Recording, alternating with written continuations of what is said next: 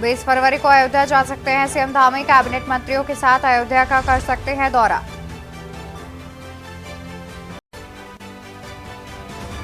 पच्चीस 25,000 कर्मचारियों ने धर्म परिवर्तन का किया ऐलान। प्रदेश भर में अनिश्चितकालीन हड़ताल पर है उपनल कर्मचारी। सरकारी विभागों में काम ठप। लाभार्थियों से संपर्क करेंगे बीजेपी नेता। 1 से 3 मार्च तक प्रदेश भर में चलाया जाएगा लाभार्थी संपर्क अभियान। फोटो और वीडियो भी बनानी होगी। बद्रीनाथ धाम के कपाट खुलने की तारीख तय। 12 मई को सुबह 6 बजे खोले जाएंगे भगवान बद्रीनाथ धाम के कपाट। पंचांग की गणना के बाद तारीख का ऐलान। 10 मार्च से फिर शुरू होगा बद्रीनाथ मास्टर प्लान का काम। बर्फबारी ने रोकी थी रफ्तार।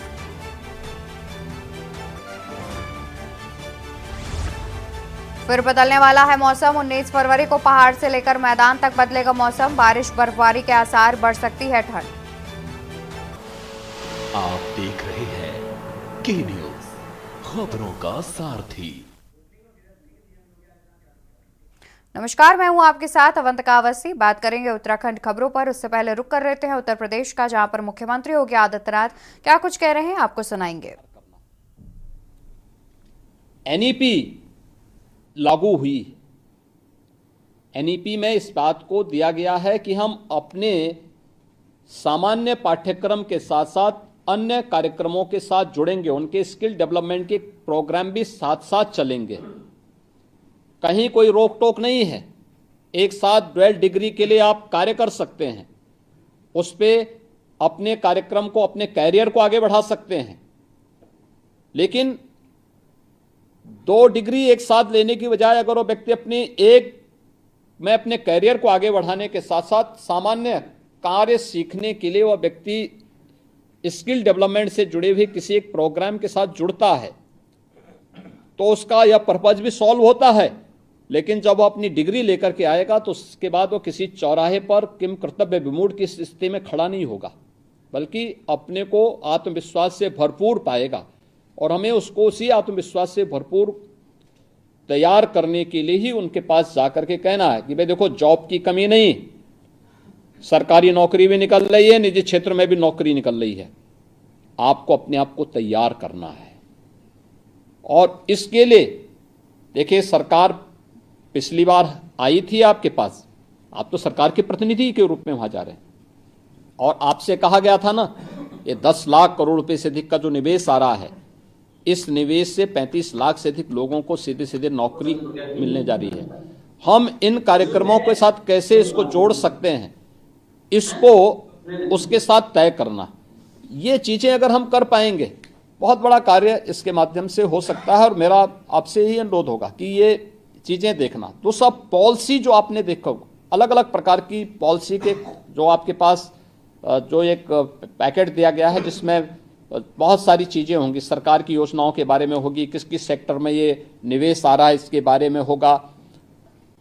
हमने यूपी पहला स्टेट है कि जो देश के अंदर एफडीआई की और फॉर्च्यून 500 की पॉलिसी लेकर के भी आया है। रुक कर लेते हैं उत्तराखंड की खबरों का। खबर आपको बता दें, जहां पर उपनल कर्मचारियों ने दी चेतावनी। सैनिक कल्याण मंत्री गणेश जोशी के आवास का करेंगे घेराव। नियमितीकरण और काम के लिए समान वेतन की मांग की। कर्मचारी महासंघ ने शासन पर वादा खिलाफी का भी आरोप लगाया। मांगे न माने जाने पर उपनल कर्मचारियों ने दी चेतावनी। सैनिक कल्याण मंत्री गणेश जोशी के आवास का करेंगे घेराव। नियमितीकरण और काम के लिए समान वेतन की मांग। कर्मचारी महासंघ ने शासन के खिलाफ वादा खिलाफी का लगाया आरोप। नियमितीकरण और काम के लिए समान वेतन की मांग की गई। कर्मचारी महासंघ ने शासन पर वादा खिलाफी का लगाया आरोप। मांगे न माने जाने पर उपनल कर्मचारियों ने दी चेतावनी। 25,000 कर्मचारी परिवारों के साथ धर्म परिवर्तन की दी चेतावनी। उपनल कर्मचारियों ने दी चेतावनी। खबर आपको राजधानी देहरादून से बता रहे हैं, जहां पर उपनल कर्मचारियों ने मांगे न माने जाने पर दी है चेतावनी। सैनिक कल्याण मंत्री गणेश जोशी के आवास के घेराव की चेतावनी दी है। नियमितीकरण और काम के लिए भी समान वेतन की मांग की है। इसी खबर पर ज्यादा जानकारी के साथ हमारे संवाददाता शुभम कोटनाला हमारे साथ जुड़े हुए हैं। शुभम, देखा जाए तो जिस तरीके से उपनल कर्मचारियों ने मांगे न माने जाने पर चेतावनी दी है कि वो घेराव करेंगे, गणेश जोशी के आवास का घेराव करेंगे, अतिरिक्त क्या कुछ जानकारी है? जी बिल्कुल, देखें तो अभी उपनल कर्मचारियों ने एक बहुत बड़ा फैसला लिया है कि वो अभी जो सैनिक कल्याण मंत्री है उनके तक करेंगे और ये पहले परेड मैदान देहरादून में ये सब लोग इकट्ठा होंगे, उपनल कर्मचारी सारे इकट्ठा होंगे। उसके बाद यहाँ से मार्च करते हुए, धरना प्रदर्शन करते हुए और नारेबाजी करते हुए ये मुख्यमंत्री माफ कीजिएगा गणेश जोशी के आवास तक पहुंचेंगे और वहां पर भी अपना धरना प्रदर्शन व्यक्त करेंगे। इनकी मांगे लगातार पूर्व से ही चल रही थी कि इनकी जो असमान वेतन है उसमें समानता, लेकिन शासन से बातचीत करने के बावजूद इसमें शासन के द्वारा सकारात्मक रुख दिखाया गया था। उस पर मांगों के अमल ना होने के कारण अब इन्होंने इतना बड़ा फैसला लिया है कि अब ये अपना प्रदर्शन करने वाले हैं। इसके अलावा इन्होंने जो एक बहुत बड़ा फैसला लिया है, जो करीब 25,000 जो उपनल कर्मचारी हैं, इनका फैसला है कि अगर इनकी मांगे नहीं मानी गई तो अब वो सामूहिक धर्म परिवर्तन भी करेंगे। ये बहुत बड़ी और बहुत ही एक अचंभे की बात भी है। इसके साथ ही हम देखें तो कहीं ना कहीं इनके जो मांगों को लेकर इनमें कहीं ना कहीं असंतोष बना हुआ था, वो एक अब इस बड़े रूप ले चुका है, जिसमें कि इन्होंने अब ये फैसला भी लिया है। वहीं हम बात करें तो इसमें अब राजनीति भी आ चुकी है, क्योंकि कांग्रेस भी अब इसमें उतर चुकी है। वहीं हम बात करें तो इसको पूर्व मुख्यमंत्री व कांग्रेस के वरिष्ठ नेता हरीश रावत ने भी अपना समर्थन दिया है। इसके चलते वो उपनल कर्मचारियों की जो मांगे हैं उनके लिए वो 1 घंटे का सांकेतिक उपवास भी रखेंगे और उनका मानना है कि सरकार को उपनल कर्मचारियों की मांगों को सुनना चाहिए और उस पर सकारात्मक उस पे अपना रुख दिखाना चाहिए। उनकी मांगों को कहीं ना कहीं मानना बहुत ज्यादा आवश्यक है, क्योंकि उपनल कर्मचारी हम देखें तो सरकार के विभिन्न विभागों में कार्यरत हैं और सरकार के कार्यों में काफी ज्यादा सहायता वो करते हैं। तो उपनल कर्मचारियों को की भी मांगों को सरकार को प्राथमिकता देनी चाहिए, उनसे वार्तालाप करनी चाहिए, उनकी मांगों को पूरा करना चाहिए। और इस तरह से धरना प्रदर्शन जो उपनल कर्मचारी कर रहे हैं, कहीं ना कहीं उनको भी एक मजबूर होकर ही ये कदम उठाना पड़ रहा है। बिल्कुल, और जाहिर तौर पर शुभम, देखा जाए तो जिस तरीके से उपनल कर्मचारियों ने चेतावनी दी है, उसके बाद कहीं ना कहीं सरकार को उनकी मांगों पर एक बार जरूर ध्यान देना चाहिए और विचार करना चाहिए। बहुत शुक्रिया आपका ज्यादा जानकारी हमारे दर्शकों तक पहुंचाने के लिए। तो खबर देहरादून से, जहां पर उपनल कर्मचारियों ने चेतावनी दी है, सरकार को मांगे न मानने पर चेतावनी दी है और साथ ही उन्होंने कहा है कि अगर उनकी मांगे नहीं मानी गई तो सामूहिक रूप से 25,000 लोग मिलकर सामूहिक धर्म परिवर्तन करेंगे। और रुकेंगे एक छोटे से ब्रेक के लिए, जल्द हाजिर होंगे। आप देख रहे हैं की न्यूज, खबरों का सारथी। ब्रेक से वापस आ चुके हैं, रुक करेंगे खबरों की ओर। खबर आपको बता देते हैं, जहां पर उपनल कर्मचारियों के आंदोलन को कांग्रेस का समर्थन। उपनल कर्मचारियों के आंदोलन को कांग्रेस का समर्थन। कर्मचारियों के समर्थन में आज उपवास रखेंगे हरीश रावत। उपनल कर्मियों के समर्थन में हरीश रावत 1 घंटे का सांकेतिक उपवास रखने का लिया निर्णय। उपनल कर्मियों के समर्थन में हरीश रावत 1 घंटे का सांकेतिक उपवास रखने का लिया निर्णय। हरीश रावत ने राज्य सरकार से की मांग। उपनल कर्मचारियों की मांगों को पूरा करने की मांग की। उपनल कर्मचारियों के आंदोलन को कांग्रेस का समर्थन। कर्मचारियों के समर्थन में आज उपवास रखेंगे हरीश रावत। उपनल कर्मियों के समर्थन में हरीश रावत 1 घंटे का सांकेतिक उपवास रखने का लिया गया निर्णय। उपनल कर्मियों के समर्थन में हरीश रावत, बड़ी खबर हम आपको बता रहे हैं, 1 घंटे का सांकेतिक उपवास रखने का लिया गया निर्णय। हरीश रावत ने राज्य सरकार से की मांग। उपनल कर्मचारियों की मांगों को पूरा करने की मांग की। उपनल कर्मचारियों के आंदोलन को कांग्रेस का समर्थन। कर्मचारियों के समर्थन में आज उपवास रखेंगे हरीश रावत। उपनल कर्मियों के समर्थन में हरीश रावत। उत्तराखंड के मुख्यमंत्री का अयोध्या दर्शन कार्यक्रम। अयोध्या में भगवान रामलला के दर्शन करेंगे मुख्यमंत्री पुष्कर सिंह धामी। 20 फरवरी को आ सकते हैं रामनगरी अयोध्या। पूरी कैबिनेट के साथ रामलला का करेंगे दर्शन और पूजन। अयोध्या में भगवान रामलला के दर्शन करेंगे मुख्यमंत्री पुष्कर सिंह धामी। 20 फरवरी को आ सकते हैं रामनगरी अयोध्या। पूरी कैबिनेट के साथ रामलला का करेंगे दर्शन और पूजन। उत्तराखंड के मुख्यमंत्री का अयोध्या दर्शन कार्यक्रम। अयोध्या में भगवान रामलला के दर्शन करेंगे मुख्यमंत्री पुष्कर सिंह धामी। 20 फरवरी को आ सकते हैं रामनगरी अयोध्या। मुख्यमंत्री अपने पूरी कैबिनेट के साथ 20 फरवरी को रामनगरी अयोध्या पहुंच सकते हैं, जहां पर वो पूरी कैबिनेट के साथ रामलला के दर्शन पूजन करते हुए नजर आएंगे। उत्तराखंड के मुख्यमंत्री का अयोध्या दर्शन कार्यक्रम। अयोध्या में भगवान रामलला के दर्शन करेंगे मुख्यमंत्री पुष्कर सिंह धामी। 20 फरवरी को आ सकते हैं रामनगरी अयोध्या।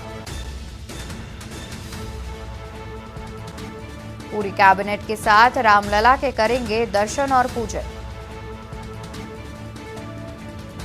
उत्तराखंड के मुख्यमंत्री का अयोध्या दर्शन कार्यक्रम। अयोध्या में भगवान रामलला के दर्शन करेंगे मुख्यमंत्री पुष्कर सिंह धामी। हरिद्वार को इस महीने मिलेगी बड़ी सौगात। जल्द बन जाएगा 4 लेन ग्रीनफील्ड बाईपास। हरिद्वार को इस महीने मिलेगी बड़ी सौगात। जल्द बन जाएगा 4 lane greenfield bypass. Delhi Doon expressway से जुड़ेगा बाईपास। राष्ट्रीय राजमार्ग मंत्री नितिन गडकरी ने किया था ऐलान। 603 करोड़ की लागत से 15 किलोमीटर लंबा होगा बाईपास। दिल्ली देहरादून की दूरी 39 किलोमीटर कम हो जाएगी। लोगों को यात्रा करने में मिलेगी सहूलियत। दिल्ली दून एक्सप्रेसवे को भी हरिद्वार से जोड़ा जाएगा। हरिद्वार को इस महीने मिलेगी बड़ी सौगात।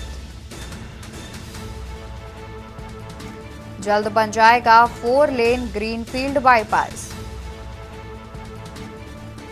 दिल्ली दून एक्सप्रेसवे से भी जुड़ेगा बाईपास। राष्ट्रीय राजमार्ग मंत्री नितिन गडकरी ने किया था ऐलान। 603 करोड़ की लागत से 15 किलोमीटर लंबा होगा बाईपास। दिल्ली देहरादून की दूरी 39 किलोमीटर हो जाएगी कम। लोगों को यात्रा में मिलेगी सहूलियत। रुकेंगे एक छोटे से ब्रेक के लिए, जल्द हाजिर होंगे। आप देख रहे हैं के न्यूज़, खबरों का सारथी। ब्रेक से वापस आ चुके हैं, रुक करेंगे खबरों की ओर। खबर आपको बता दें, जहां पर 18 मई को खुलेंगे चतुर्थ केदार रुद्रनाथ मंदिर के कपाट। परंपरा अनुसार कपाट खुलने की तय हुई तिथि। पूजा के बाद गोपीनाथ मंदिर के गर्भगृह में लाई जाएगी मूर्ति। 6 मई को भगवान रुद्रनाथ की चल विग्रह डोली होगी प्रस्थान। 18 मई को खुलेंगे चतुर्थ केदार रुद्रनाथ मंदिर के कपाट। परंपरा अनुसार कपाट खुलने की तय हुई तिथि। पूजा के बाद गोपीनाथ मंदिर के गर्भगृह में लाई जाएगी मूर्ति। 6 मई को भगवान रुद्रनाथ की चल विग्रह डोली होगी प्रस्थान। 18 मई को खुलेंगे चतुर्थ केदार रुद्रनाथ मंदिर के कपाट। परंपरा अनुसार कपाट खुलने की तय हुई तिथि।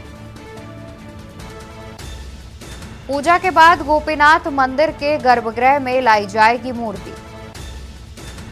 6 मई को भगवान रुद्रनाथ की चल विग्रह डोली होगी प्रस्थान।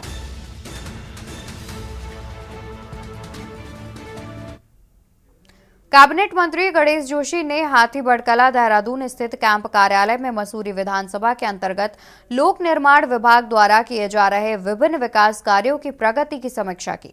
इस दौरान गणेश जोशी ने कहा कि सड़कों के निर्माण में गुणवत्ता में किसी प्रकार की कमी न हो, कार्यों में गुणवत्ता व समयबद्धता का विशेष ध्यान रखा जाए और डामरीकरण के कार्यों को तय समय सीमा पर किए जाएं। मंत्री ने अधिकारियों को निर्देशित करते हुए कहा कि शासन ने जिन पर आपत्तियां लगाई हैं, उन आपत्तियों को शीघ्र दूर कर दोबारा शासन को भेजी जाए। मंत्री गणेश जोशी ने अधिकारियों को वन स्वीकृति से संबंधित विसंगतियों को शीघ्र समाधान कर निर्माण कार्य जल्द से जल्द किए जाने के निर्देश दिए हैं।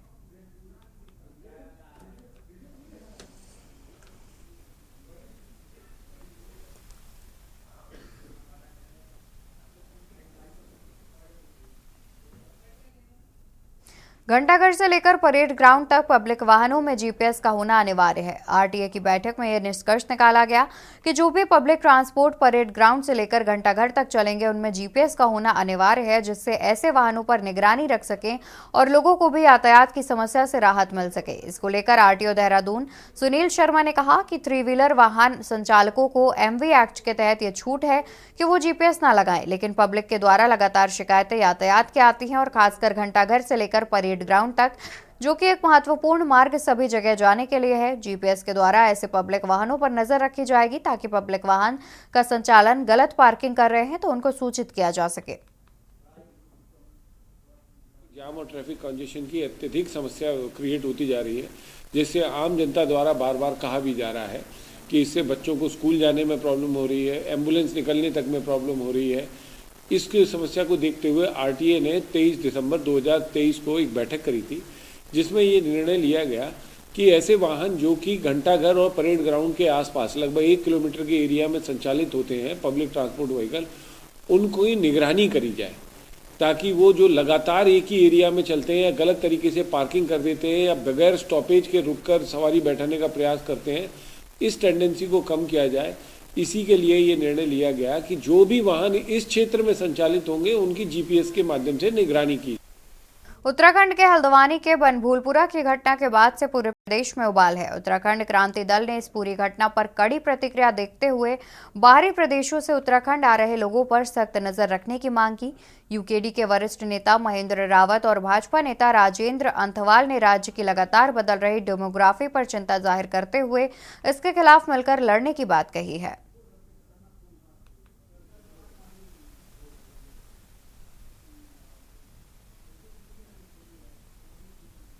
जो भी उत्तराखंड में उपद्रव करता है, एक देवभूमि है। देवभूमि में इस प्रकार के ये दुष्कार्य करने वालों पे सख्ती से होना चाहिए।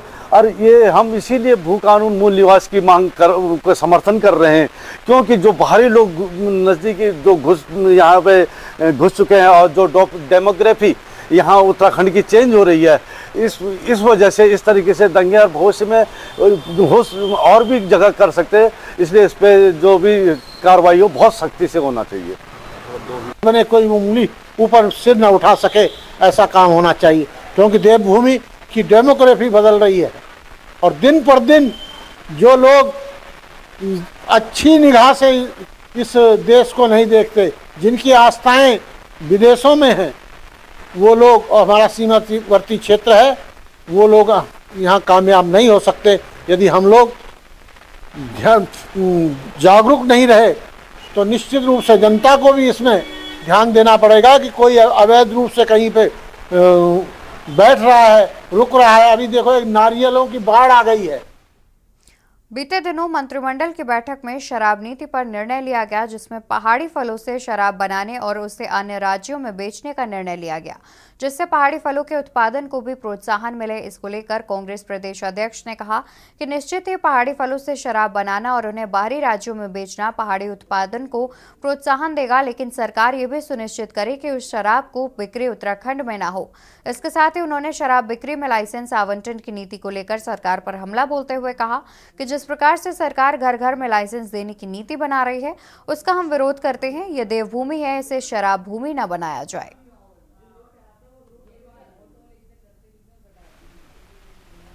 मैं जो पहाड़ी उत्पाद हैं उसके हिसाब से जो नीति बनेगी उसमें सहयोगी होंगे, लेकिन वो यहाँ बिकनी नहीं चाहिए।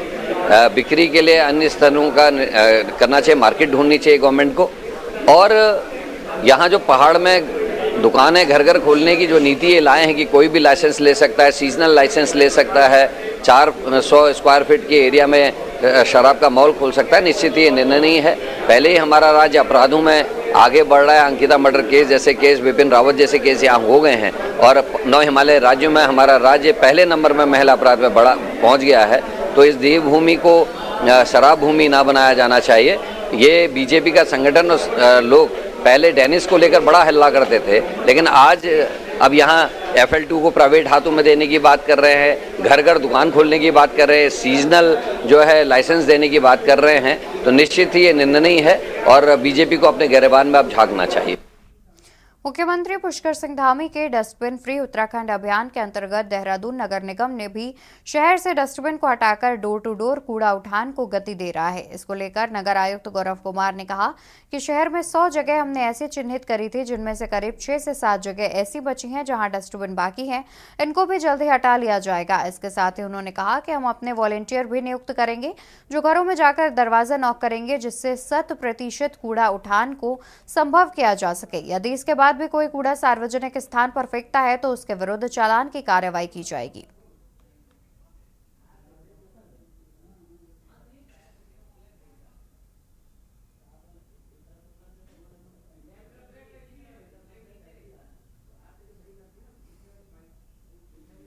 मैं इसमें थोड़ा बेसिक्स में बताना चाहूँगा कि यदि हमारी कूड़ा गाड़ी जाती है तो किसी को भी डस्टबिन में कूड़े फेंकने की आवश्यकता नहीं पड़नी चाहिए।